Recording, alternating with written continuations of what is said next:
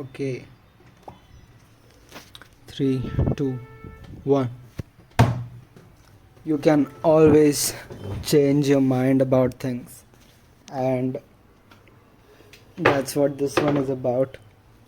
That you are not restricted by your current self, by which I mean you can always just change your opinion.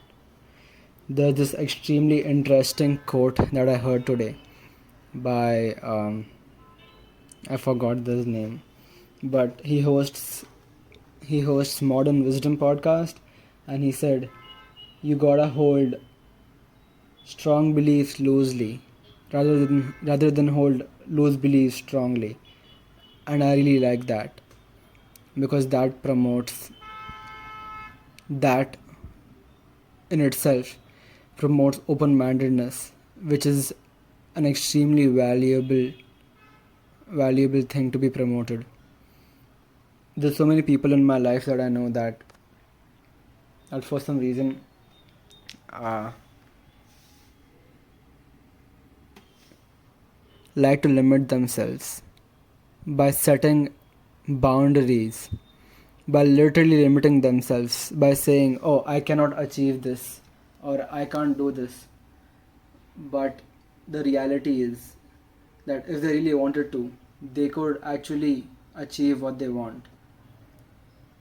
What I'm trying to say is that you are not limited by the world or by actual limitations, but a lot, but a lot of the times you are only limited by your own beliefs in yourself.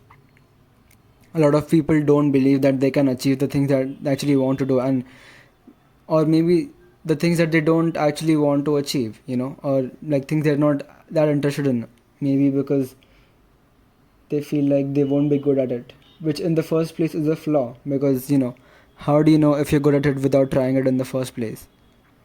Isn't believing that you're not good at it in the first place kind of stopping you from being good at it? Think about this.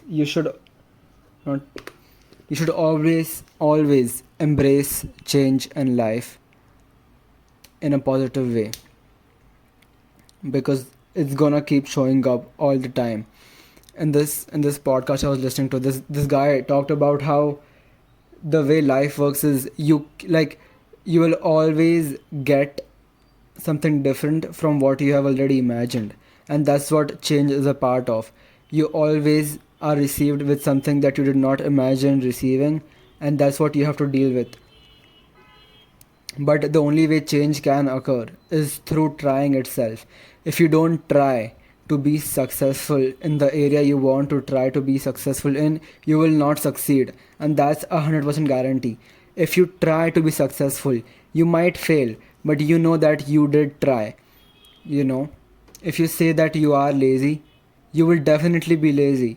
But if you try to do things and then don't succeed, then maybe then you get to say, "Oh, I'm not good at this." But if you don't try, if you don't have enough courtesy to do it, to give it a chance, then you will not succeed. And that has been, I mean, that is just common logic, right? Without without any kind of thought behind it, I can say that, without trying, you cannot actually achieve what you head out to do, because you haven't tried. But here's the thing: most people, a lot of people only try when they think that they're going to succeed, and so they have that enough, like they have enough confidence. But there's very less situations or very less chances that I've observed or seen in people that they try even though they know that they're not going to succeed. And I find that very interesting, because obviously, I mean, it inherently makes sense. Why would you do something that you will not get the results from? But that's the point of trying new things, is that you don't know if you're gonna feel good, you don't know if it's gonna work out, but without trying, you will never know. I have so many people that say that, "Oh, I can't do this because I'm not good at it." But how do you know without completely trying it and getting involved in it and getting deep inside the knowledge, the topic, and just being interested enough to actually find out.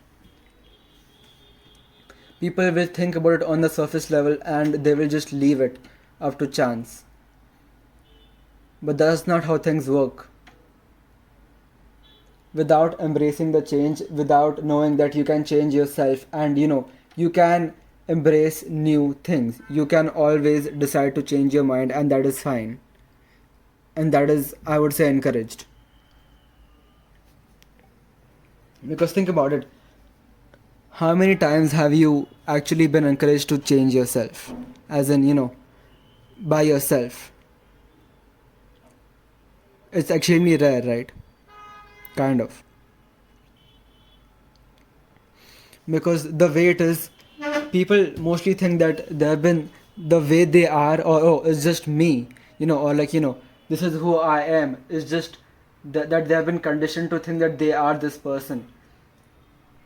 But they don't realize that you have the power and ability to change yourself. You hold the control through which you can change your own identity. You yourself are the only person who actually can change yourself, which also means that you are not limited by the current definition of who you are. It means that you can get better. Right now, I am not the best at business. I don't know how to sell things. But that doesn't mean I'm gonna say I am not a salesman. Because I'm not. What I'm trying to say is, if I said that I will never be good at selling things, I will definitely not be good at selling things. But if I say that I'm gonna try to get better, then I might as well have a chance at it. By just simply accepting that I might have a chance at getting good at something like that, at least I try. Maybe I found out that I'm not, but that's worth it, right? It's always worth it to find out in the long run rather than defining yourself by saying, oh, that's just not me. Because maybe I can try doing stuff related to engineering and decide, oh, I'm not good at this. But right now, if I say, oh, I'm an artist and I would never be good at it, how will I find out if I'm actually good at it or not? That is why, guys, I am gonna switch from design to engineering. No, I mean, I am pretty interested in a lot of things that involve science and engineering, but I'm not gonna change my entire course to just try, because I know I'm interested and I know I'll get good. And that's what it's about. Stop limiting yourself. You're not lazy, you're not stupid. You are not who you think you are without trying. And even if you think you know who you are, you can always change your mind.